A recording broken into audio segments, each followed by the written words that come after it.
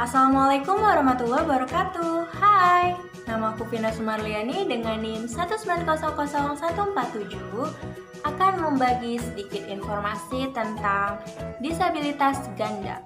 Nah, kalian tahu nggak sih disabilitas ganda itu apa? Oke, sekarang bakalan aku kasih tahu. Jadi, disabilitas ganda adalah suatu kelainan yang penyandangnya memiliki disabilitas lebih dari satu dalam satu waktu. Nah, istilahnya ini disebut juga tunaganda yang penderitanya memiliki lebih dari satu ketunaan, yaitu dalam segi fisik, sosial, emosi, mental, keinderaan, dan segi jasmani. Anak tunaganda biasanya memiliki ketunaan yang berat bahkan parah dan mengalami kesulitan dalam bahasa dan persepsi kognitif, memiliki fisiologis yang rentan, dan menunjukkan beberapa tingkah laku abnormal, seperti kegagalan dalam menanggapi stimulus, melukai diri, amarah yang meledak-ledak, dan ketiadaan kontrol verbal. Nah, jadi kalian tahu gak sih, ternyata ada beberapa faktor penyebab anak mengalami tunaganda, yaitu masalah genetik dari orang tua atau dari anak itu sendiri, terlalu berlebihan terpapar radiasi, infeksi, penyakit bawaan ibu, masalah maupun kecelakaan saat melahirkan, ada juga karena mutasi kromosom, infeksi, kekurangan oksigen pada otak, dan terakhir yaitu malnutrisi. Nah, jika kalian tadi sudah mengetahui apa itu pengertian dari disabilitas ganda atau tunaganda dan apa sih penyebab dari tunaganda itu sendiri, sekarang kita beralih kepada karakteristik yang dimiliki oleh penyandang disabilitas ganda ataupun tunaganda. Ada banyak sekali julukan yang disebutkan untuk penyandang disabilitas ganda, seperti disabilitas ganda, tunaganda, tuna majemuk, ataupun hambatan majemuk. Sebenarnya, orang yang menyandang disabilitas ganda itu menunjukkan berbagai macam karakteristik, tetapi hal tersebut tergantung kepada kombinasi disabilitas yang mereka miliki dan tergantung juga kepada tingkat keparahan disabilitasnya. Dan juga tidak lupa tergantung kepada usia orang tersebut. Namun, ada beberapa karakteristik yang mungkin mereka miliki, seperti yang pertama, dari aspek psikologisnya, yaitu mereka mungkin merasa dikucilkan oleh lingkungan sekitarnya karena keterbatasan yang mereka punya.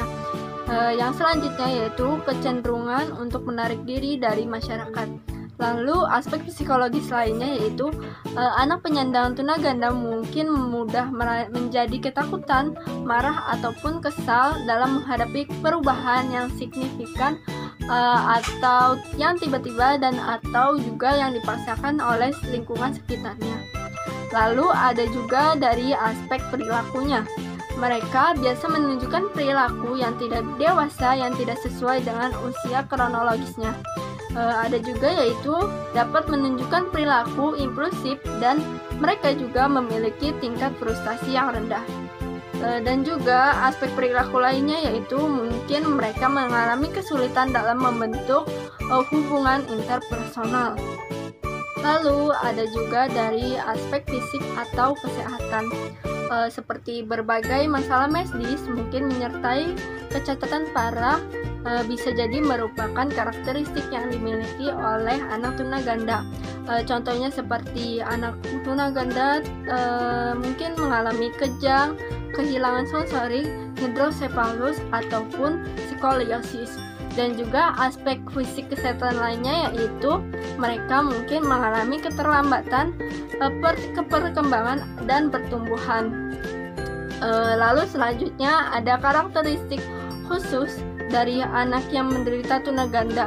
Sebenarnya karakteristik khusus yang dimiliki oleh anak tunaganda itu tergantung kepada kombinasi disabilitas yang mereka miliki dan tergantung juga kepada tingkat keparahan disabilitasnya. Ada banyak kombinasi dari tunaganda seperti disabilitas sensorik, disabilitas sensorik fisik, disabilitas intelektual fisik, ataupun disabilitas mental fisik, dan lain-lain.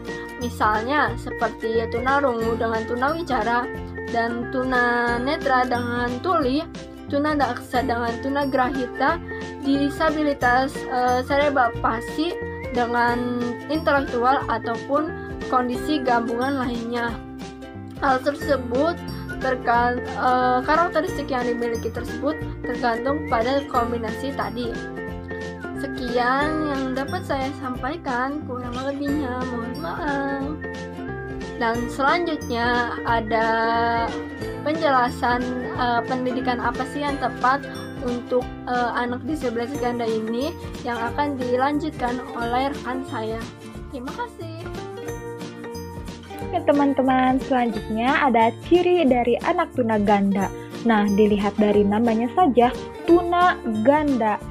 Artinya mereka ini tidak memiliki satu karakteristik khusus kebutuhan atau disabilitas, akan tetapi mereka mempunyai dua kekurangan atau kelemahan. Bisa misalkan dari fungsi motorik, sensorik, fungsi mental, intelektual, dan emosional. Nah, efeknya apa teman-teman? Mereka akan sulit atau memiliki hambatan dalam berinteraksi, melakukan kegiatan, dan kurang atau tidak dapat berkomunikasi.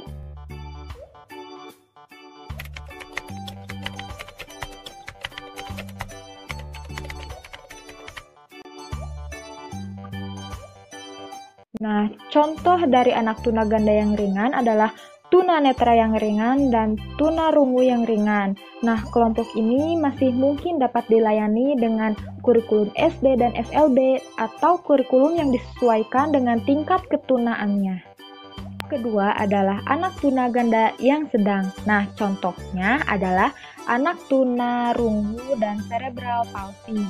Nah, kelompok ini teman-teman masih dapat ditangani dengan kurikulum SLB sesuai dengan tingkat ketunaannya.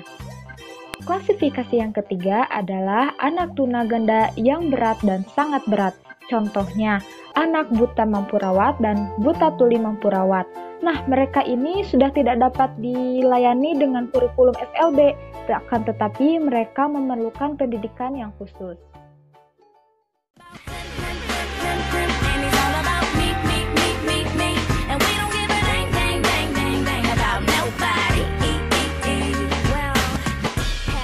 For me like